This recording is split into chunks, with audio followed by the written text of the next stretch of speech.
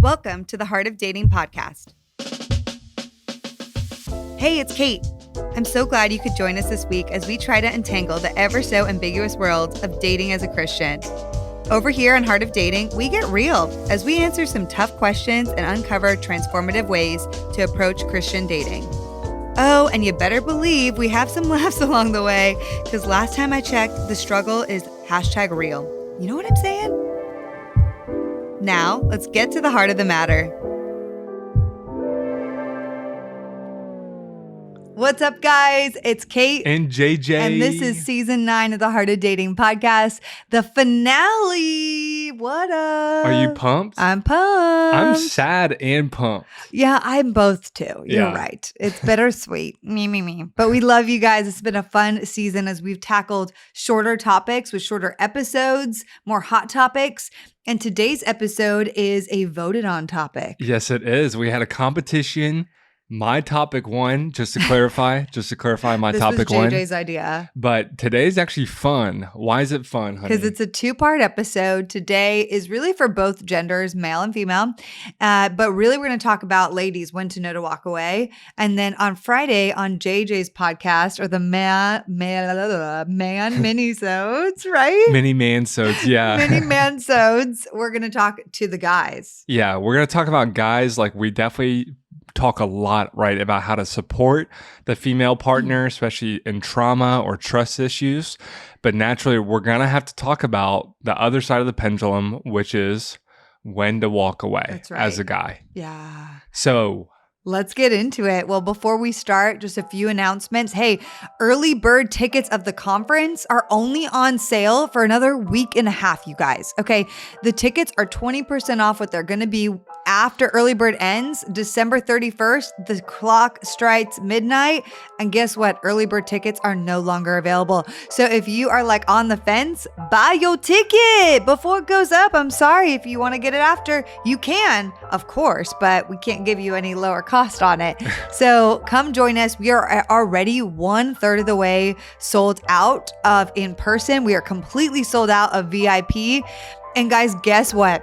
For all of our virtual attendees, the people who right now are listening, having FOMO because they can't come to Atlanta February 18th and 19th, you guys, we have virtual watch parties that are going to be popping up all over the country at different churches. We will announce them all soon, so make sure you're following us on Instagram or you're a part of our email list. You'll get all of those updates. But we're going to have some on the West Coast, on the East Coast, in the Midwest, in the South. It's going to be so fun. So make sure to get an online ticket in the very least so you don't miss out on all the fun. Yeah, look, we get it. We're all over COVID and Zoom. Like, we don't want you guys to watch this conference by yourself. All right, we want to unite everyone across the US. So find somebody on Facebook in your region, in the subgroups, or on TSA, and watch it with some other people. Yeah. You know, our online experience is super special, and it's not just like an afterthought for us. We really prioritize it. We really make it interactive. JJ is actually going to be the online host for you guys online. So we really care about you guys online, and we make it interactive. There's going to be awesome breakout rooms, a really rad chat. You guys online are going to have your own singles party on Sunday night, which we have so many cool plans for. So really encourage you. You don't just have to be in Atlanta to join the party. You can also be online and come join us. 100%. So we're super excited. As you guys know, Sam Collier and Story Church are our partners in Atlanta. We got JP Precluda, Michelle Williams, Hannah Brenchard, Riley Sewell, Bethany Allen. From Bridgetown. And we got Elise Murphy as our MC. It's gonna be popping. It's gonna be so fun. Hey, also real fun, you guys. This time of year is tough. Christmas is literally this weekend. Then it's New Year's, and you start reflecting on all this last year, and you might reflect on, wow, I'm still single, and this is hard.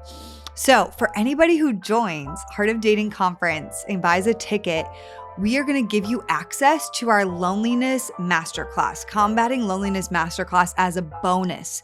We did this masterclass in our Singles Academy program in August, and it was incredibly powerful and popular. And if you want to really combat loneliness in this season before the new year, once you sign up to get a ticket, you're going to get access to it. And anyone who has a ticket, will send you that access as well. And we're going to have a watch party event on Tuesday, December 27th at 5 p.m. Pacific. We're going to be able to watch that masterclass together if you want to watch it live, and you can meet other conference attendees early. So that's also going to be really fun. So it's a fun bonus if you sign up for conference. People love that masterclass. That was a really great one. So, okay, lastly, a couple last items. Mini mansodes have been awesome. I've loved your guys' feedback there. This is actually going to be the second part releasing Friday. It's going to be for the dudes when to walk away. And then lastly, I snuck this one in here because I did the agenda today. Hey, I am going to humbly request on Kate's behalf and Heart of Dating's behalf, if you're listening to this and you're on your commute and you have internet access, would you leave a 5-star review? We're actually going to start reading these out because they're just super encouraging. These are super, super helpful for us to know where the direction of the podcast is going, what you guys have really enjoyed from a topic perspective. If you guys think it's a 4-star because I came in here and ruined Kate's flow, you're more than welcome to be honest with us. Yeah, so just let us know. And also helps us keep the podcast discoverable when you guys leave those reviews. Yeah, 100%. It's awesome. Yeah. So that would mean a lot to us. I know. It would be a great Christmas gift for Kate and I. Yeah. We love serving you guys. Give us a Christmas gift of a 5-star review on Apple Podcasts if you can. Thank you guys so much. Okay. The next segment, which you guys have loved. You ready? A great date question. Okay, babe. A great date question. Here's my question. Okay. If you didn't have to work, what would you do with your time? Oh, this is a good one. I think if I didn't have to work, I feel like I know the answer. What's your guess? Golf all day, every day. I wish, but God didn't put me on this earth to just golf every day. Okay. So I probably would say, like, there's one universe that I would love where I wish I could be like a high school history teacher and football coach. Oh. And I just get to work with like high school students all day teaching history and then coaching football. And I feel like I could impact a lot of young men that way. Oh, that's sweet. That'd be super, super fun. I would make history cool and fun. And I would also coach football and really try to change guys' lives early. Wow. I love that. Yeah. How about you? Man, I don't really know exactly. I think I would like go to a really quaint town outside of London or Paris or the south of France. And I would have like a cute bookstore / coffee shop / store. It would be all combined. It would be like you can get books, you can have your coffee, you can have like a little store. I would maybe own that store and I would do little book readings and stuff and have, I think also there would be a table where we could gather people together and like either once a week or once a month, we gather some people from the community to have intentional discussions over this dinner table. That'd be fun. So be something like that where it's like really cute and fun and also intentional. What would the name be? I have no clue. The table. The table. That's I don't know, good. something I like that that one. That just came to me. I love this question because you just get a really good snapshot on like what's their priority in life if like money wasn't, an issue. Yeah. Right? I love that. I think it's a great one. Okay. So today, in case you guys didn't know, since I won the topic, I also wrote the outline and the agenda. So if it's a great episode, that's because Kate edited it. And if it's not a good one, I take all the credit. Okay. So today we're going to talk about when to walk away. From both perspectives, we have advice, but we're going to specifically hone in on situations for our female listeners, when to walk away, our best guidance on when to walk away from your male counterpart. Yep. So I think, today what we're really going to zone in on is the healthy idea of a man. And ladies, when you don't have that in front of you, right, that emotionally mature man, that spiritually mature man, it's really, really important to know what our standard is, what that gold standard is, and what we desire as a husband so that you don't continue to compromise in the relationship that you're in. Well, I want to add to that too, babe, because I want to empower the ladies. If you don't think you have a good, healthy idea of a man in front of you or you haven't experienced that, get it. Yeah. Find those guys. Like, don't just sit there and say, well, I don't have a healthy picture of what a man looks like. you may not have had that. I didn't, but you have to seek it out. Seek it out through couples, be around couples with a healthy man. You need to be able to know what the DNA of a healthy, godly man looks like. And the best way to know that is not just by me and JJ telling you, it's by actually seeing it, experiencing it, noticing what sets this man apart, why he is a healthy, godly man, seeing how his wife and them interact. Both those, it's so important. And, seeing a pastor on stage is not enough. You need to see the behind the scenes of this person's life and really see what they're like. And then you use some of that for your blueprint of like what a healthy man should look like. Dang. Go off, honey. I'm just like, I used to say like, oh, I don't know what a healthy man looks like. never had one in my life. I'm like, well, get one. And I had to seek them out. I had to seek out couples where I was like, I love this couple. I want to spend time around this couple. Yep. In school dating, we call that a king and queen couple. That's right. And this is a godly couple to be around to see how they do conflict. I'll give a great example real quick. I have a very close friend who's going through a divorce, but she hangs out with a king and queen couple, and they had a disagreement, an argument in front of her. And 5 minutes later, the husband walked back up and said, "Hey, I just want to say I'm sorry for being blunt and addressing you with not as much respect as I should have. Wow. I'm really sorry about that." And my friend could not believe what she just saw. That's amazing. Because that was not her standard. So ultimately, we want one thing for you women and men when we get to you listening. Here's our objective. We desire for each and every one of you to stand on the altar one day, obviously lost in romance of the day and having a great time and looking at your spouse.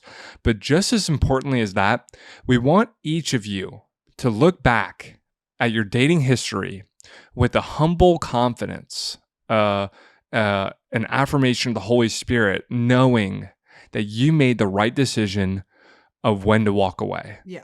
Because the person in front of you and the joy set before you and the partner that you picked is so great for the mission and the kingdom. That's right. We want you to look back and saying, I don't regret walking away. I'm so overjoyed that I walked away because of what is ahead. So you mean they don't regret walking away from this person, but they are grateful they walked away from guys in the past. Yes, you're grateful that you did walk away because of what is in front of you. From other guys. Exactly. Yes, so that makes sense. If you came here with, I think logically we might go to this place. I want to come here because I want to avoid a bad relationship, ending up with a jerk or a jerkette who's going to drain me emotionally and spiritually for the rest of my life. That's part of it. But I would just say like our mission and heart is so much greater than just avoiding a bad relationship. Yeah. We want you to be able to walk away from the relationship now because there is something so much greater, so much more sanctifying and impactful in the kingdom ahead of you. So that is the foundation of the episode, not just avoiding bad, but the pursuit of just something greater in the kingdom. Yeah. So let's jump in there. Okay. So oftentimes, to be honest, a lot of times women talk about this more and ask this question more than guys, though I think guys should be asking it even more. And we'll get to that. But, girls will even ask like a complete stranger, like, hey, should I walk away from this relationship? What do you think? Like half of my DMs, not half of them, but a lot of them are filled with like, hey, what should I do here? Should I be with this guy? Should I not? Should I walk away? I never get DMs from guys, like rarely about this situation. And that's not to discount you men, and we love you guys. It's just girls like really, really, really are curious and they want to know, like, should I do this or not? Yeah. And they will seek out the counsel a lot of times. That's what I see. But sometimes they seek out maybe too much counsel and not the right kind, which is the downfall for some of my ladies. Exactly. Versus guys. Versus men. And I will even say, like, I get a lot of DMs from guys now. Almost none of them is, hey, when should I walk away?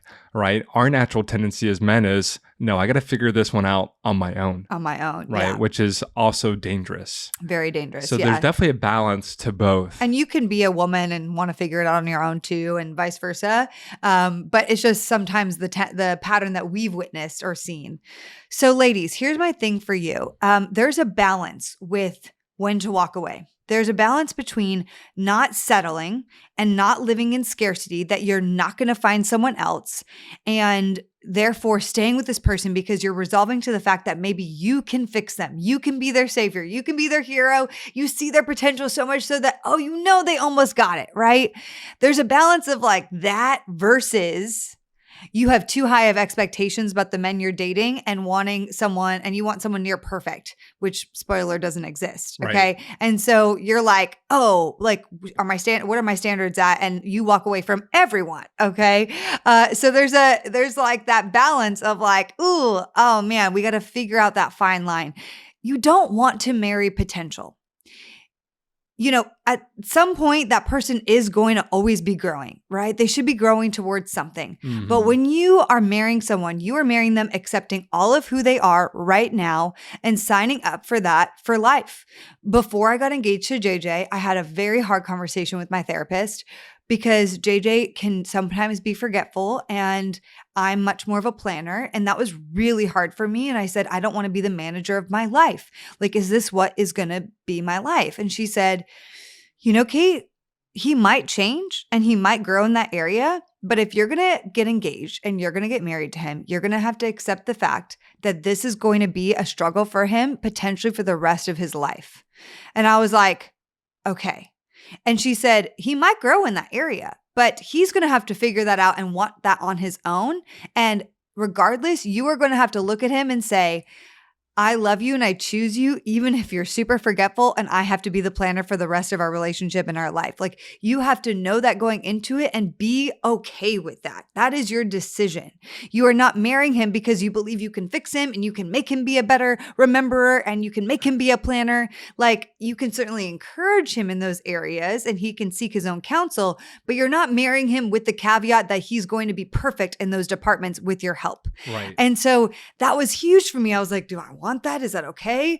And, in some capacity, there's always going to be something that you're going to have to sacrifice with somebody that you're with. Mm-hmm. But there's also the layers where, ladies, you're like wanting that guy so badly and he's not going in a direction of health and growth, but you see his potential, but he can't see his potential.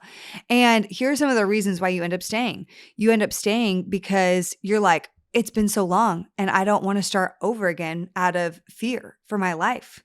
I'm getting older. I've already invested so much here. You don't want to end things because, they're good enough. They have enough good things, right? Like, I've dated so much it's been the desert for years and this is good enough. Mm-hmm. You don't want to end it because maybe they're the first person that's ever really shown you true interest. Yep. Maybe you don't want to end it because you've resolved to the fact that, it's going to be cool because you can help them. You got the tools and together two become one, you can help them. Some of that is kind of true, but also, again, that becomes a bit codependent. Right. And maybe you don't want to end it because you just don't think that there would be anything else out there for you if you did end this. So, I don't know if that's speaking to some people, but I want you to know that this decision of when to walk away is so important to discern and weigh very heavily, not only by listening to this podcast, but with counsel around you. Every person is different, but there is a big weight to assessing this well. A big weight to assessing this realistically.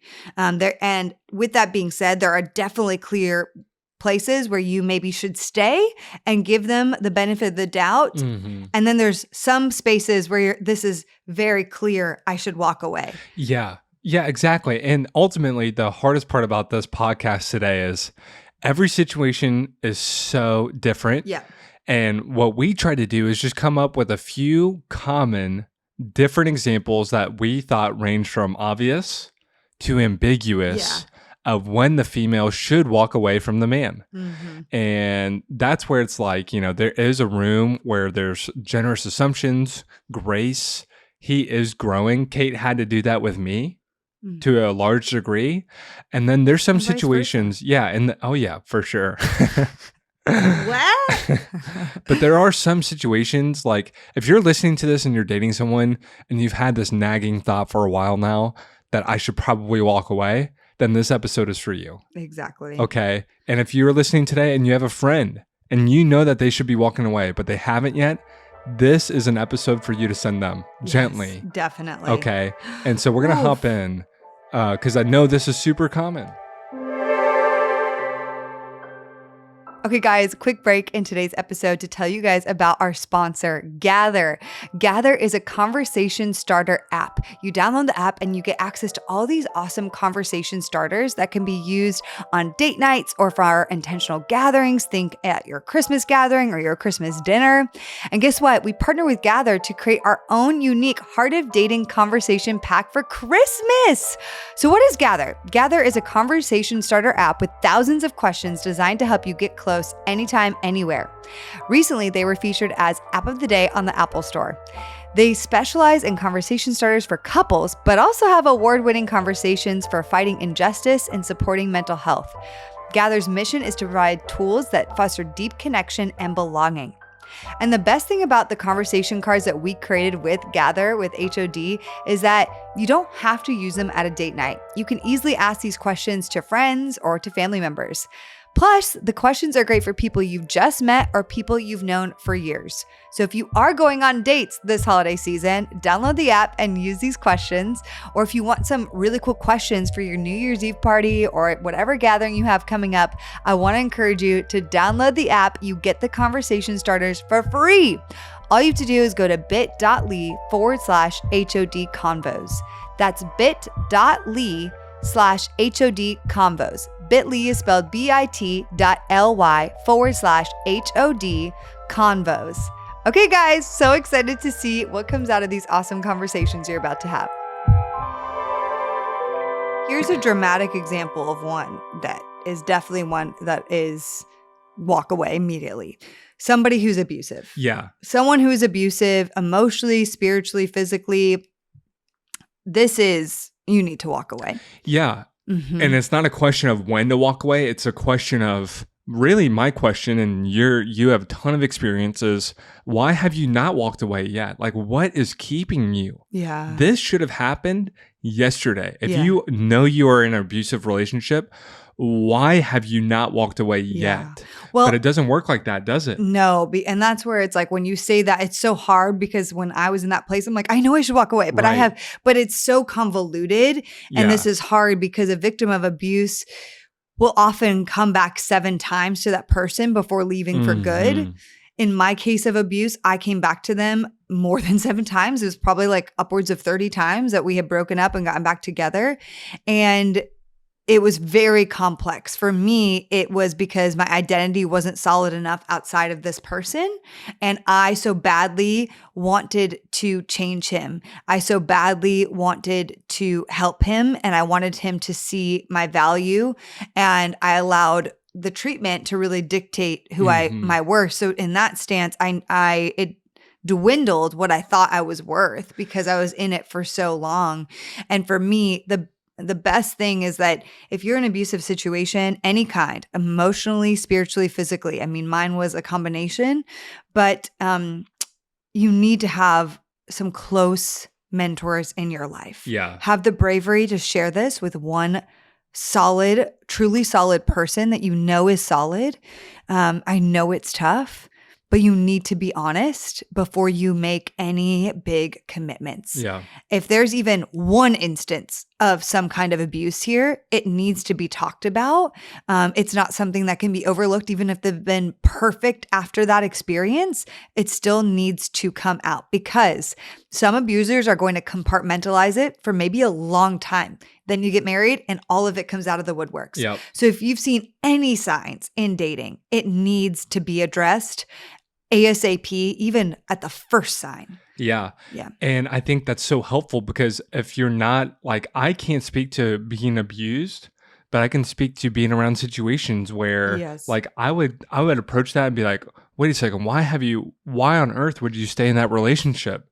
But it doesn't work like that. So if you are a friend to people, just always know that abuse is almost always hidden, right? And internalized and kept away from the light. So it's always just best to be a safe person who is checking in on friends. You're not probing to see if, there is abuse, but you always want to make yourself readily available and safe for that person to confide to in. be open to right? talk to you. Like, I'm sure you wish you had a friend, Oh, you know, yeah. or two who Well, were safe that you could yes. disclose to. And also note that if someone is being abused, you may see their kind of crazy side. And I the word crazy is very triggering for some, but I did like come across to my friends as very like wild and very overly emotional and maybe a little crazy to them, quote unquote, in that time. Because for me, I was on the crazy train. I was in a very bad state of mind. Yeah. And that I had friends that perpetuated like, hey, you're being kind of dramatic and crazy, which then made me feel, it reinforced the lies of my abuser and made me feel like I couldn't share. Yeah. So know if somebody around you is like acting very erratic or very emotional when they even share about things, or they're going back and forth and back and forth. Like if they do share in their external processor, that's a sign that there is potentially something happening there. Yeah. That is, it could be potentially bad. You need to Exactly. just, whatever you do, don't make someone feel like they're the full-blown problem. Yeah, that's great advice. You just never know. So I would say, to wrap up the abusive situation too, if you're listening as a lady, one of the best indicators for future abuse is the lack of kindness, the lack of genuine kindness, not charming people, kindness, not infatuation, not flattery, over the top compliments. That's not kindness, okay? How do they treat people, especially those who have nothing to offer them, or unattractive people, or hurt people? You know, that is like the hallmark of kindness, and like looking for compassion. Do they have compassion for hurt people, for broken people? Yeah. And I'd say the lack of that super apathetic spirit and mindset, like warning. So major warning. Exactly. We can do a whole episode on abuse and when to walk away. Exactly. But I want to go to the next one, which is an emotionally immature person or emotionally unavailable person, really. This is for men, an emotionally immature man. Yes. And I just want to be blunt on this one. And I hope this is helpful, speaking from a male perspective, to you ladies on when to walk away. That's what we're going to do when Kait speaks to the men. But for ladies, you can only be as spiritually mature as you are emotionally mature. So emotional immaturity has a massive impact on your relationship. That's right. And it will have a massive impact on your spiritual life. Yeah. So emotional maturity, it really needs time to suss out, which is why I always recommend 90 days before getting exclusive. It's just, man, you guys, you can have all the feels in the world, but the feels are going to cloud like truly how you feel around them. This is a question for my ladies. Truly ask yourself, how do I feel around them? Truly, how do I feel around them? Seriously. You might feel all the sparks. Cool. Sparks, chemistry, that's fun. Fine. But you also might be improving energy if you really get down to it. Because a lot of times when I felt I had all this chemistry, I also felt like I was like trying to prove. I wanted to win them over. I wanted them to like me. And so really, how do you feel around them? Do you feel safe? Do you feel secure? Do you feel like they share empathy with you? Do you feel like they're curious about you? Right. Do you feel like they give generous assumptions of you? Do you feel safe? Like, how do you feel? And this is where you have to get in touch truly also with your body. Like, what I believe the Holy Spirit is in all of us as Christians. Yes. But the Holy Spirit is speaking to you.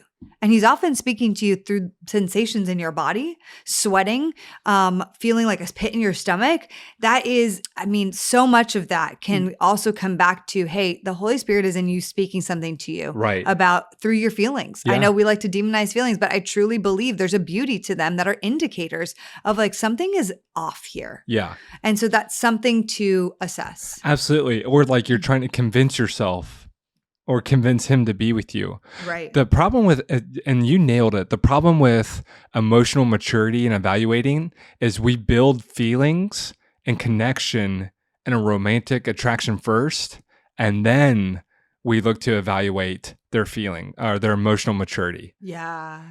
Here's the thing. Nobody's blatantly immature on first glance. Yeah. Nobody will blatantly disrespect you on the first date. Nobody will blatantly be apathetic and unempathetic towards you and your pain. It's always gradual. Yeah. It's always over time. That's why it's so important to date over time and in community. right? With counsel, not in a silo.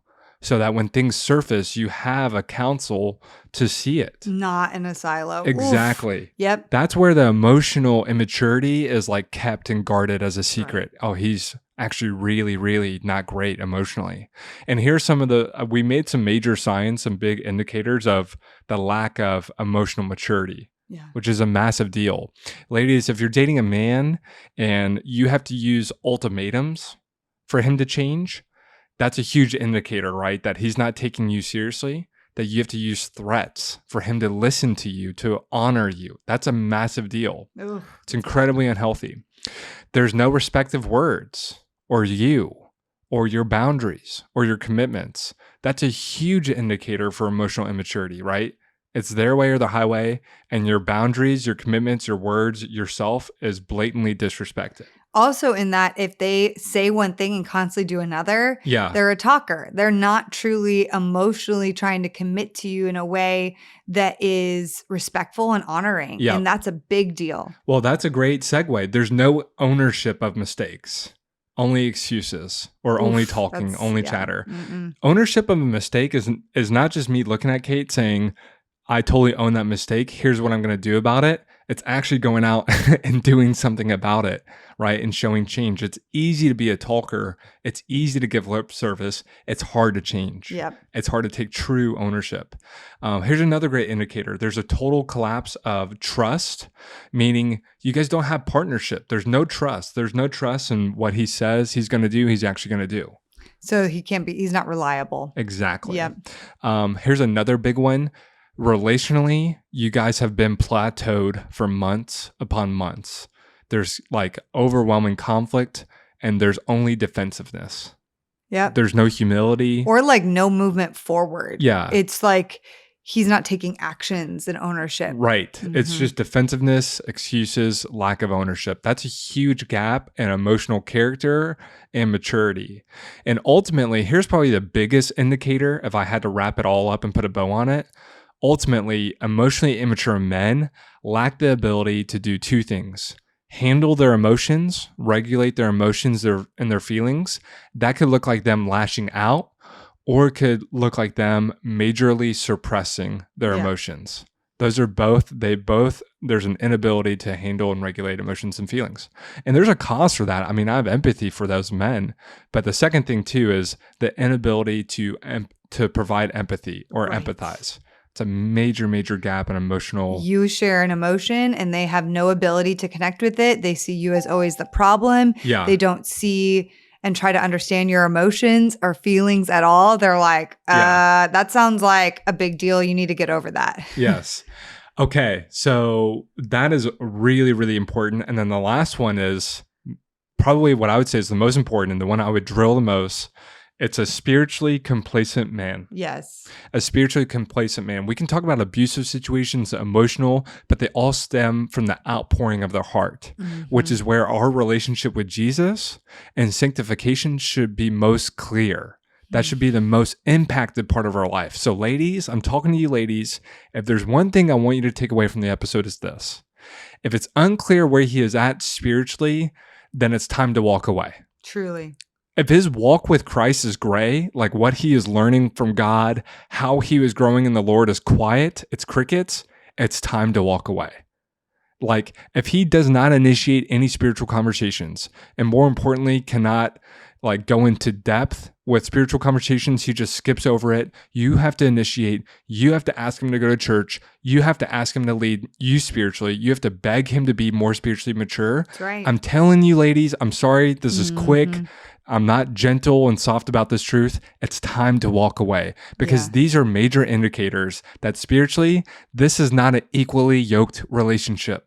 Spiritually, this is not a partner who will amplify your mission. This is a partner who will drag it into the mud. Yeah. And instead of your mission being about the mission in the kingdom, your mission is going to be about just fixing your marriage and your relationship. Yeah. That's where all your time and effort is going to go. I feel like this is where a lot of women want to sacrifice the most in the spiritual bucket. It's where I did. I was like, it's okay. He does go to church, like every week. And he takes notes for goodness sake. And I'm like, but where is the spiritual fruit in his life. Truly. Yeah. It's not really there. It kind of Exactly. was maybe there, but actually as I gotten to know him, it's not really, really, really there. Exactly. And that's a recipe for disaster. Yeah. Spiritually, we want you guys, our desires to marry a true man of God, not a boy. Okay. And this is, That's right. keep this in mind. This is I'm going to hammer this one home. I'm sorry, honey. I got to. Okay. Ladies, this is supposed to be the man that you respect and submit to. Okay. But just keep this in mind. We so often confuse the biblical model of spiritual marital headship as wives submit to your husbands, period. Good wives submit to their husbands regardless of the spiritual character of that man. This is so wrong on so many levels. It's an entirely new podcast, and because it just opens up the room for so much abuse. But we get that wrong because why? We fail to define the headship for men. And the biblical model of headship for men and wives submitting only has one use case where it works.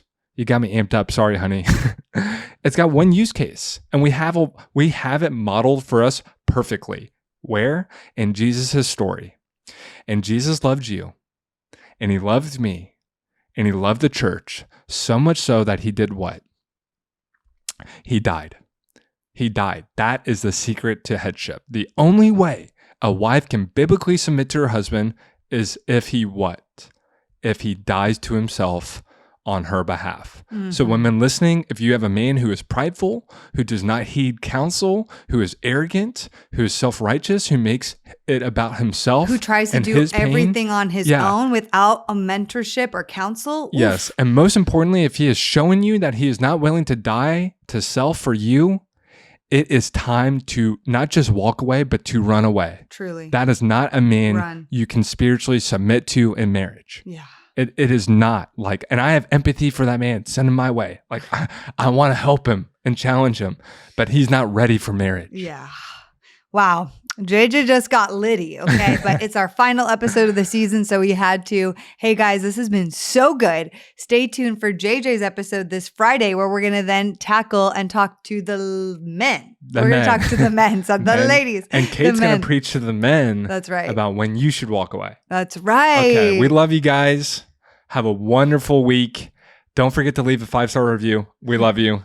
Bye-bye. Bye. The Heart of Dating podcast is created by Kate Warman. It is a part of the Converge Podcast Network. Our incredible editor is the one and only Scott Caro. Our theme music was developed by the amazing Christian Ledoux. If this is your first time listening to the podcast, or if you've never written us a review or ranked us on iTunes, we'd encourage you to do so because it helps us so much to get this podcast into more people's ears. We launch our podcast each and every week on Wednesdays, so we'll see you next week.